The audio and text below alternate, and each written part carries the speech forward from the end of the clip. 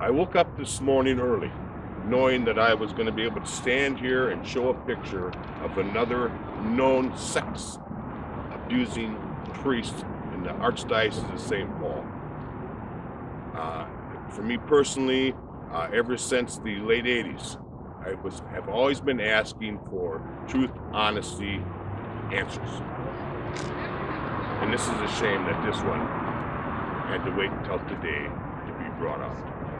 Okay, what I'd like to do is I'd like to talk just a little bit about a complaint that we filed this morning in Ramsey County District Court. It is a complaint against the Archdiocese of St. Paul in Minneapolis, and it involves 4 plaintiffs, all who were sexually abused by a Father Thomas Stitz, that's S-T-I-T-T-S.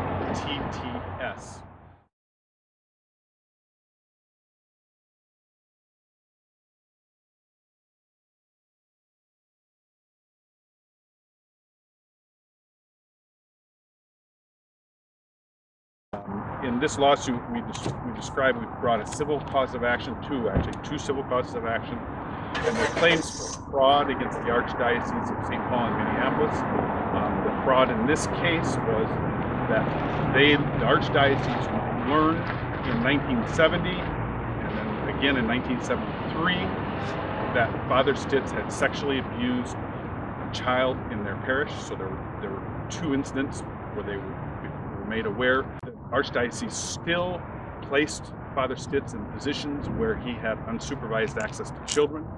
By placing him in those types of positions, they were making a representation to the children and their parents that Father Stitz was safe, and they were also making a representation or communicating by their acts that they didn't have information that Father Stitz was a child molester. That in fact turned out to be false, and they knew it was false when they made that representation, and in Minnesota that constitutes fraud. What occurred as a result of this fraud was that these children were sexually abused. Maybe the most tragic aspect of this case is that these children should never have been abused. These 4 plaintiffs all attended St. Leo's in Highland Park and knew Father Stitz there. They were altar boys, they were participants and members of that parish, and they were all sexually abused either at St. Leo's or St. George's Parish in Long Lake, and where he also had access to children, where he also molested children. And in fact, these boys were went out to visit him at St. George's Parish. They were sexually abused there. The sexual abuse in this case occurred at St. Leo's Church, also in Father Stitz's living quarters, where he lived when he was at St. Leo's Church. It also occurred at the St. Paul Seminary swimming pool, and there's also some other mentions of pools and hotels where Father Stitz would take these boys. Can you give their ages at the time? Absolutely. John Doe 138 was ages 13 and 14 when he was sexually abused. John Doe 139 was 12. John Doe 140 was 10 and then 12. And then John Doe 141 was right around 12 to 14 years old. It's a sad story. I mean, it's a sad story that unfortunately we hear and have heard too many times. But this sexual abuse should have been avoided, and it wasn't.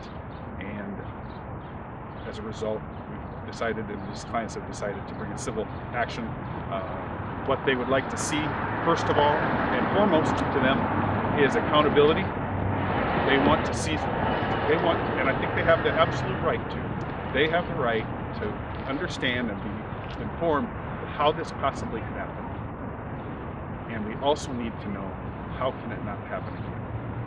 To my knowledge, this is the first, at least that I can see, this is the first time that Father Stitz, Thomas Stitz, has been publicly accused. I think he has sexually abused other children. I think there may have been other claims.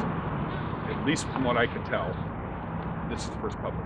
But technically, this is not a sexual abuse case, it's a fraud case. Technically, this is, if you're talking about the cause of action, right, is a fraud claim, but the damages are, but for the fraud, they never would have been sexually abused.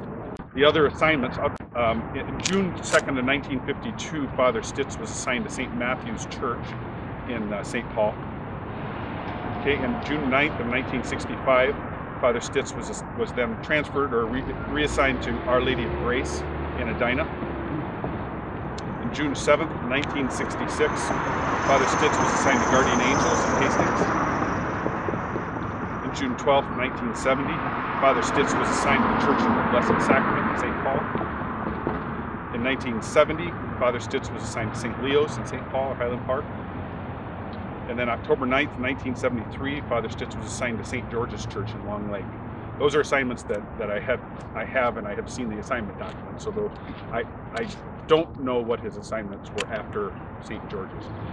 The reason I'm telling you about those names of those churches is all the parents who had kids in those churches needs to talk to their kids and needs to make sure that they weren't hurt by Father Stitz. Father Stitz is a very dangerous man. We can see here he abused these four as well as at least two others. So there's six kids right there in just two parishes. Actually, just one parish.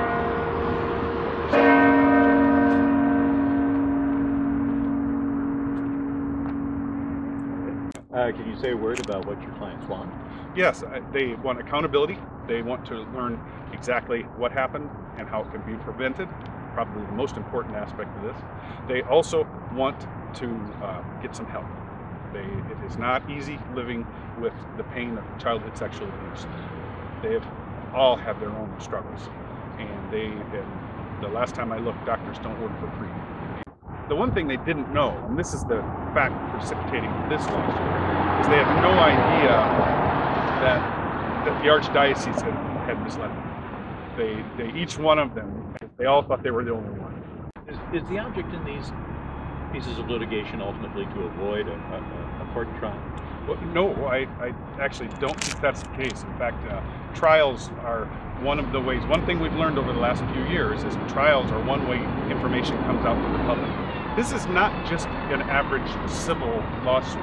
This is a civil lawsuit that has public safety implications. We have to protect the public. There have been a lot of children that have been sexually abused out there that need to come forward and be able to tell people what happened so that we can protect current parishioners and other people who are in danger. I'm pleased that we now have the name of Father Stitz out into the public. Gives an opportunity for us to reach out to those that may have been harmed and encourage them to get help. This is one of the priests where the name has been kept silent because the Archdiocese is not one of those dioceses that feels it's important to list the names of critically accused priests. And actually they have even made some legal maneuvers to try to keep those names silent. And I must believe that Father Stitz is one of those. So what we call the outing of Father Stitz today is very important. The other issue that I think is of the utmost importance here, when you look at the age of these particular four that Pat's identified, they were prepubescent boys. So when you have somebody that's going from parish to parish, quick assignments, I would wonder how many other men today that were prepubescent boys at the time Stitz was out hunting for boys need to reach out and get help. I think it's imperative. And this is another reason why I feel the Archdiocese policy to keep everything silent, everything quiet, not get these names out, is socially and religiously wrong. What SNAP is asking the Archdiocese to do is stand at the pulpit in all these churches where Stitz was assigned and pastorally, faithfully stand up, reach out to those that have been harmed and ask them to get help. To again hide behind secrecy does not help the Catholics that may have been harmed